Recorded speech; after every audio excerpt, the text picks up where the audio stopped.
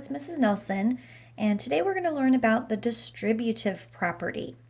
So again, I'm going to refer back to hands-on equations, and for those of you who did not do hands-on equations, that's okay. The first part might not make a little bit of sense, but you will still get a review or a lesson on the distributive property. So first of all, if we saw this and we were using hands-on equations, we would say, okay, one blue pawn represents that 1x, and then one red cube represents the 4. So that's how we would build that on our mat. If we saw this, that means we have 2 copies of everything that's inside the parentheses. So we have another x, or another blue pawn, and we have another red block with a 4 on it. And if I were to basically combine like terms here, this means I have 2 x's and I have 2 4's for a total of 8. So 2 parentheses x plus 4 is equal to 2x plus 8. And if I hadn't drawn out this picture, one way to do that, the easiest way to do that, is to simply multiply. Remember, there's an invisible multiplication sign when you have a number in front of parentheses. So I'm multiplying that 2 by every part, every term inside the parentheses. So 2 times x is 2x, and 2 times 4 is 8.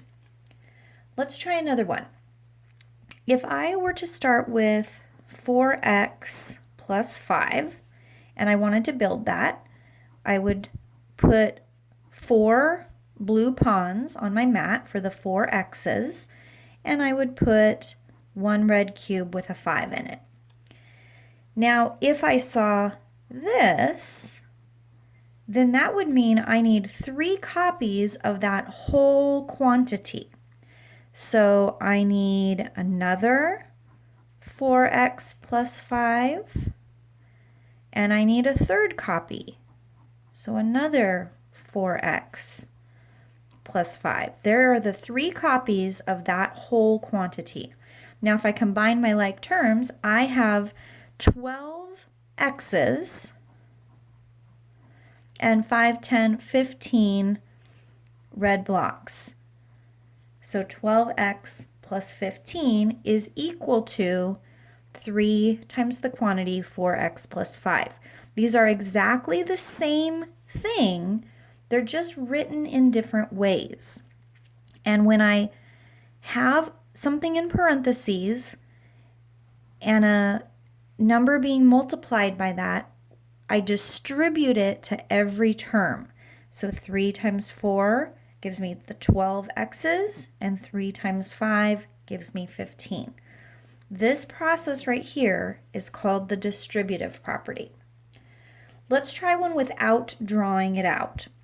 So if I had 4 times the quantity 8x minus 5, that does not mean I'm multiplying just 4 times 8x. I have 4 copies of everything in here.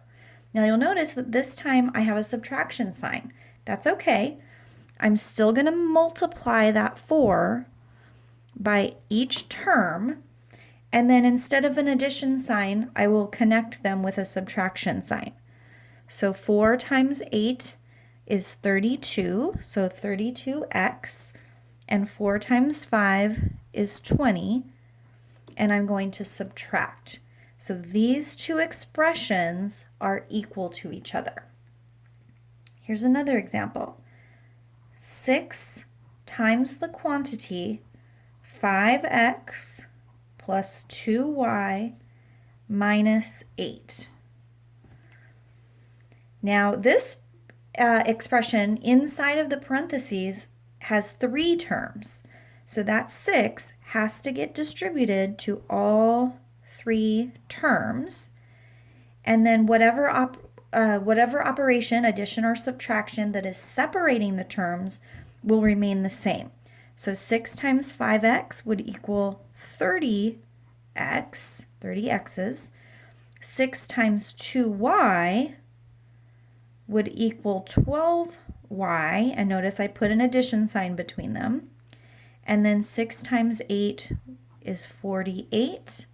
And I'm going to keep that subtraction sign. Remember that terms are separated by addition and subtraction. So I don't want you to get confused. If you see something like this, 5 parentheses 2x y. There is only one term inside the parentheses. There are two variables, but notice they are not separated by addition or subtraction.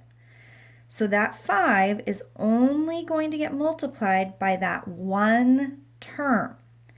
So 5 times 2 would equal 10, and I just keep the variables with it. So 10xy.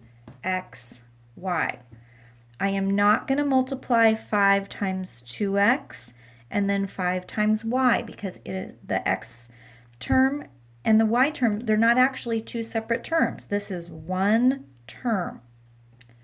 All right, thank you, and I will see you next time.